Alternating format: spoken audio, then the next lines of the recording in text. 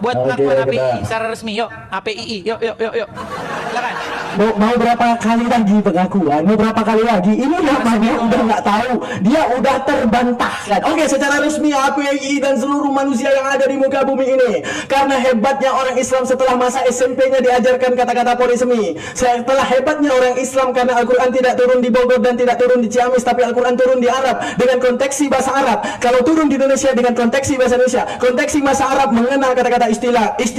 Konteksi bahasa Indonesia mengenal yang namanya polis. Makanya hebatnya otaknya manusia, otaknya orang Islam tidak pernah mengkhianati kaidah bahasa. Tepuk tangan buat orang Islam. Akan tetapi menunjukkan apa? Kalau Edis mengkhianati kata-kata yang tadi. Apa kata-kata yang tadi? Kata-kata Allah. Tadi contoh nih, ya, ayat yang dibawa kan. Dia sengaja bawa ayat ini padahal dia blunder di ayat ini sendiri. Lihat nih, dia bawa ayat ini. Mana nih? Kok nggak nampak nih? Woi. Error coy. Mana dia? Sabar dis. Mana roh pengakuan roh berbeli-beli? Ya dah. Nggak, ini berlaku error karena dia tadi kan bawa masalah ini ya guys ya. Masalah Yusuf. Ya, di sini dia kena guys. Yusuf kan ngomong ini di dalam ayat Yusuf 42. Apa itu? Surat Yusuf 42. Wa qala lil ladzi dhanna annahu najim minhu maskuruni inda rabbik. Di situ ada kata Rabbun. Dia Yusuf berkata kepada orang yang ketahuinya akan selamat di antara mereka dua. Jelaskan kepadaku kepada Tuhanmu dengan kata Rabbun. Oke? Masalahnya ini Nabi Muhammad belum lahir. Nabi Muhammad belum lahir. Berarti kata Rabbun ini secara tidak langsung Edis akan menyetujui kata Rabbun ini bisa dipakai kepada yang lain. Di mana Nabi Yusuf udah lahir duluan sebelum Nabi Muhammad. Berarti kata Rabbun yang digunakan oleh Nabi Yusuf sesuai kaidah bahasa yaitu istirak dan polisemi. Tepuk tangan buat Edis. Ternyata dia udah mengakui kata-kata polisemi, akan tetapi dia karena hanya ingin membanggakan dirinya kemudian kalah. Apa kalah? Kalah daripada mekanisme bahasa Indonesianya sendiri. Sekarang gini Dis, yang mau kita bicarakan Dis, masalah kata Rabbun. Kata-kata kurios, kecuali gini Dis, ya kata-kata kurios. Daman ngaku nih, aku adalah Tuhan. Ketika anak muridku memanggilku Tuhan, cocok karena aku ada pengakuan. Aku ada pengakuan bahwa aku Tuhan. Sama seperti lembu jadi ular. Maka ular harus ngomong dulu bahwa dia adalah lembu. Baru kemudian kita bisa tahu kalau dia adalah lembu. Karena apa? Yang tadi. Siluman ular jadi lembu. Yang nampak lembu. Lembu ngomong aku adalah ular. Baru kita tahu itu adalah ular. Yang jadi masalah, Yesus ngomong Tuhan. Dari mana mereka tahu kata-kata polisemi? Kurios itu disematkan kepada Yesus jadi Tuhan. Sedangkan kurios tersebut disematkan kepada pemilik keledai jadi Tuhan. Yesus nggak pernah ngomong Tuhan, tapi dikatakan Tuhan. Menunjukkan apa? Selama ini benar kata Allah. Fa innama ta'buduna min dunillahi ausana. Apapun yang kalian sembah selain Allah adalah berhala. Apa itu berhala? Berhala tidak pernah mengaku dirinya Tuhan, akan tetapi dituhankan. Yesus tidak pernah mengaku dirinya Tuhan, akan tapi sedang dituhankan. Makanya wajar kata kurios dipalingkan kata-katanya untuk menjadi Tuhan. Selamat datang di kebenaran lagi Des. Untuk menunjukkan apa? Bahwa ada kaidah kata-kata untuk mencacatkan otak kalian untuk memalingkan kata kurios menjadi Tuhan. Sekarang gini, andai kan ada kata kurios kepada Bapak, apakah kami menolak? Tidak, karena itu sesuai standarisasi kata. Andai ada kata kurios kepada Yesus, kami menolak. Karena apa? Yesus nggak pernah bilang Tuhan. Dari mana ini orang tahu Yesus Tuhan? Yesus nggak pernah ngaku Tuhan. Kalau Yesus ngaku Tuhan, baru cocok kata-kata kurios itu menjadi Tuhan. Selamat datang di kebenaran Des. Nah, Nabi Muhammad sama, tidak pernah mengaku dirinya Tuhan. Makanya kata Rabbun tidak kami artikan sebagai Tuhan, karena itu istilah makna. Apa istilah makna? Ayat yang tadi kau bawa Al-Quran Des. Yusuf belum lahir Nabi Muhammad Des, tapi memerintahkan untuk memberitahukan kepada Tuhan dengan kata Rabbun. Berarti Yusuf menyetujui polisemi, berarti Edis menyetujui kata polisemi. Karena Edis membawa ayat itu. Mampus kau salah pilih lawan Des. Untuk menunjukkan Des sebodoh apa. Setelah guru bahasa Indonesia kecapean ngajarin Anda, tapi Anda menjadi Kristen, Anda buang segala pemahaman guru bahasa Indonesia. Pertanyaan saya Des, sekarang kita kepada diferensia kata.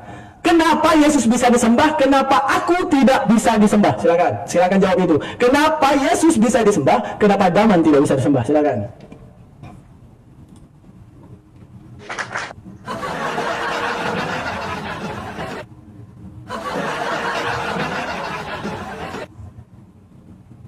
Apa? Kok nggak ada suara Dis?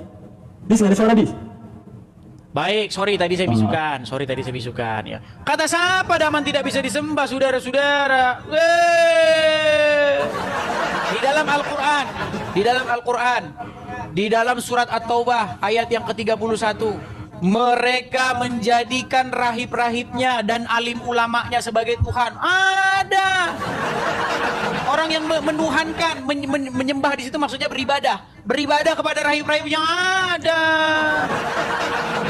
Ketika Muhammad membaca surat At-Taubah ayat 31, mereka rahib-rahib alim ulama menuhankan. Datang seorang Kristen namanya Adi ibn Hatim kepada Muhammad. Wahai Muhammad, kami tidak menuhankan rahib-rahib kami. Kami tidak menyembah rahib-rahib kami. Apa kata Muhammad? Kamu menyembah mereka dengan cara bagaimana? Dengan cara kamu mengikuti dia tanpa batas. Kalau mereka mengharamkan yang dihalalkan, kamu ikuti. Kalau dia menghalalkan yang diharamkan, kamu ikuti. Itulah yang kalian lakukan kepada Muhammad. Allah mengharamkan berdusta di dalam surat Al-Ahzab nomor 70. Ya ayyuhallazina amanu. Wahai orang-orang yang beriman, katakanlah perkataan yang benar. Disuruh Allah. Tapi Muhammad bilang boleh berdusta dalam 3 hal. Dan umat muslim lebih taat kepada Muhammad.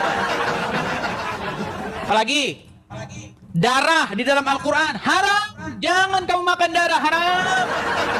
Muhammad bilang terhadap orang yang minum darahnya haram. Yang haram bukan dia, bukan darahnya, tubuh orang yang meminumnya. Ayo, Allah mengharamkan darah. Muhammad ketika darahnya diminum malah orangnya itu haram disentuh api neraka. Ayo, siapa yang lebih diikuti oleh muslim? Malah Muhammad. Padahal Muhammad berkata apa di dalam hadis yang lain? Jangan kamu bersifat gulu kepada saya, berlebih-lebihan, jangan. Seperti orang Nasrani berlebih-lebihan kepada Isa, tapi malah tambah parah, saudara. Semenuhan-nuhankannya murid Yesus, semenuhan-nuhankannya Petrus, nggak pernah minum kencing Yesus. Tapi pengikut Muhammad minum kencingnya Muhammad. Ada sebuah ustadz yang ngomong, secinta-cintanya istri kepada suami, secinta-cintanya suami kepada istri, adakah dia sampai minum air kencingnya, saudara? Ternyata lebih cinta seorang muslim kepada Muhammad sampai air kencingnya diminum. Betul? Kurang bagaimana kalian mendewakan, mengkultuskan, menuhankan Muhammad? Muhammad sudah meninggal, tapi kalian bilang, Muhammadku, Muhammadku, dengarlah seruanku. Kamu sini. Apakah Muhammad bisa mendengar? Bisa mendengar dia di dalam kubur? Apakah dia bisa mendengar? Berat ini Daman, terdiam di telepon sama Jumai. Daman, kenapa kamu bilang API belum membuat pernyataan resmi? Kamu akan saya pecat dari API. Habis ini Daman dipecat dari API. Ayo Daman, yuk buat pengakuan.